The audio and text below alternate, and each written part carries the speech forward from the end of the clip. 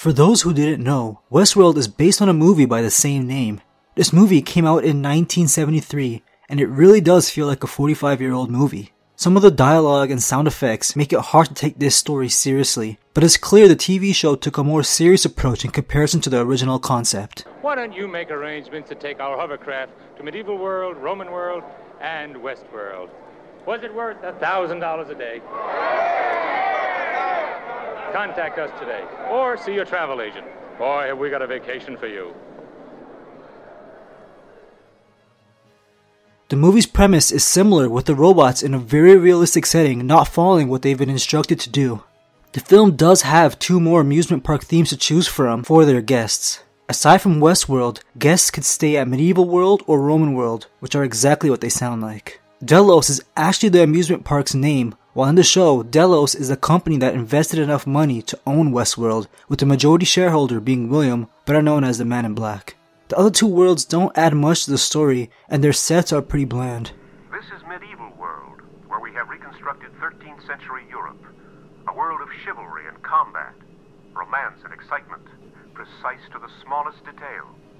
Then we have Roman World, a lusty treat for the senses in the setting of delightful, decadent Pompeii. Here the traveler experiences the sensual, relaxed morality that existed at the peak of the Imperial Roman Empire. Aside from there being more worlds, the movie is extremely simple and predictable.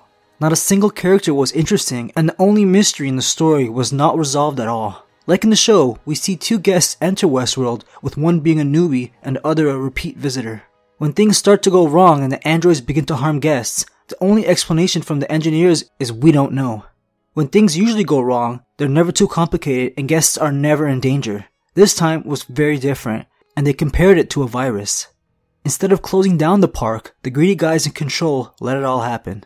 For some reason, the robots decide to just go on a killing spree without any real motivations. There is no search for consciousness or true antagonists. The androids are easily distinguished between people because the creators couldn't figure out how to make realistic looking hands, so there are no real surprises like what happened with Bernard. I don't want to just shit on this old movie, but it's just hard to believe this is where the show got its inspiration. I know it was just supposed to be a fun action movie, but the robot who was chasing around the main character Peter was a robot he killed twice before moments earlier. Just because his vision improved didn't make him much of a threat. I may not have cared for it, but it was successful enough for a sequel and a very short-lived TV show. What makes the current Westworld show so interesting for me is the complex characters like Arnold, Ford, William, and Dolores, with all of them having their own wild plot twists. The malfunctions these robots go through have a deeper reason, with one of the original creators wanting them to have consciousness and the whole maze mystery.